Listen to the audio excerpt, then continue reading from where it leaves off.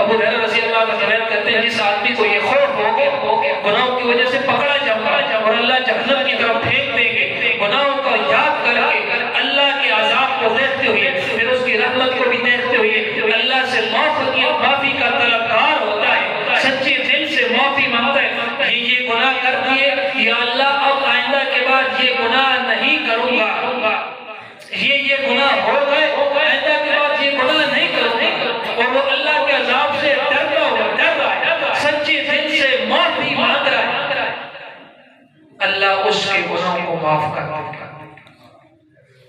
اللہ اس کے گناہوں کو معاف کر دے گا۔ حدیث میں آتا ہے پھر دوبارہ سے غلطی سے پھر گناہ ہو گیا، پھر دوبارہ اس نے یہی چیز دیکھتی ہوئی کہ اللہ کی رحمت وسیع ہے اور اللہ کا عذاب بڑا ہے، پھر دوبارہ معافی مانگی، اللہ پھر معاف کر دے، پھر سے بارہ گناہ ہو گیا، پھر یہی کیفیت لوٹ آئی، لیکن میرے بھائیو عادت نہیں بنائے، عادت نہ بنائے اور وہ عادی مجرم نہ ہو، بلکہ وہ سچے دل سے توبہ کر رہا ہے، توبہ کی شرائط کے اوپر عمل ہو رہا ہے اور وہ سچے دل سے معافی مانگ کر گناہوں کو ترک کر رہا ہے، گناہ کی محفل بھی چھوڑ رہا ہے، جو گناہ کی طرف بلانے والی چیزیں داعیے ہیں وہ بھی چھوڑ رہا ہے، پوری محفل بھی چھوڑ رہا ہے، سب کچھ کرنے کے باوجود اور اس نے اپنے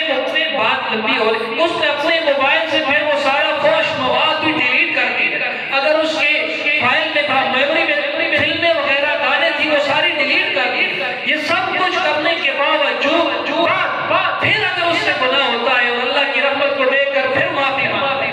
پھر گناہ ہوتا ہے پھر معافی مانگتا ہے، حدیث میں آتا ہے دن میں اگر 70 بار بھی اس انداز میں گناہ ہو کر پھر وہ معافی مانگ لے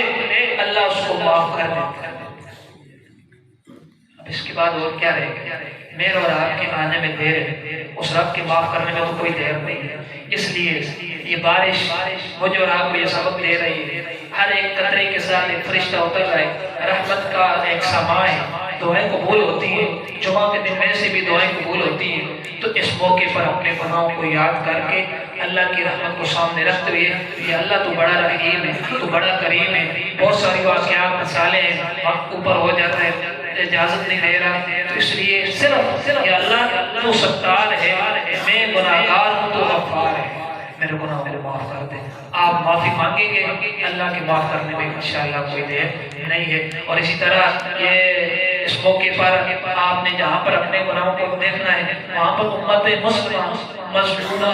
ضرور دیکھنا ہے، فلسطین کے نہتے مسلمانوں کو اور زخمی مسلمانوں کو، زخمی ماؤں بہنوں اور بچوں کو آپ نے ضرور دیکھنا ہے، آپ اور کچھ نہیں کر سکتے، جو سوشل میڈیا پہ بائیکاٹ کی بات آ رہی ہے وہ ضرور کریں، جو میچ کے شوقین ہیں وہ PSL چل رہا ہے جو بھی چل رہا ہے اس کا بائیکاٹ کریں، اور اسی طرح جو آپ گھر میں چیزیں لے کر آتے ہیں پروڈکٹ اگر وہ یہودی اور اس کمپنی کے ہیں اس کا بائیکاٹ کر کے ان مظلوموں کے حق میں صرف ہاتھ اٹھا لیں، دعا کر لیں یا اللہ یہ بھی تیری امت، اور پھر بہترین لوگ فلسطین کے لوگ جو ارض الشام ارض المحشر والمنشر ہے، جس کے بارے میں آقا نے فرمایا تھا ایک جماعت ایک گروہ حق پر رہے گی، اس کو کسی کی کوئی بھی باتیں جو ہے وہ اس کو وہ نقصان یا تکلیف نہیں پہنچائیں گی، وہ فلسطین دمشق کی جماعت ہوگی جو آج بھی حق پر قائم ہے، چہروں پر ان کی شادابی ہے، شادمانی ہے، وہ خوش ہے، لیکن میرے تو بھائی ہیں، میرے تو بیٹے لگتے ہیں، میرے تو بیٹیاں لگتی ہیں،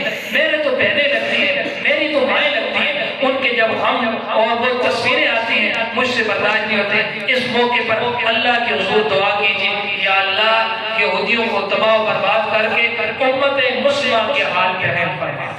اور اسی طرح ہمارے نمازی تھے چچا عبدالستار وہ بھی اس دنیا کو سدھار گئے، سلیم بھائی چلے گئے، اسی طرح عتیق بھائی کے میرے ہاتھ سے چلرات ہیں شہزاد بھائی وہ بھی اس دنیا سے رخصت ہو چکے ہیں، اپنے لواحقین کے لیے بھی ضرور دعا کیجیے گا، جو ہمارے مسجد کے نمازی تھے اور مقتدی تھے ان کے لیے بھی ہم دعا کر رہے ہیں، اللہ تعالیٰ ان کی قبر کو نور سے بھر دے، ان کے گناہوں کو معاف فرما دے اور ان کے ساتھ عفو و درگزر کا معاملہ فرما کر ہمیں بھی قبر کی اور حشر کی تیاری کرنے کی اور اپنے گناہوں کو چھوڑ کر اللہ کے حضور سچی توبہ کرنے کی توفیق عطا فرما دے۔ وآخر دعوانا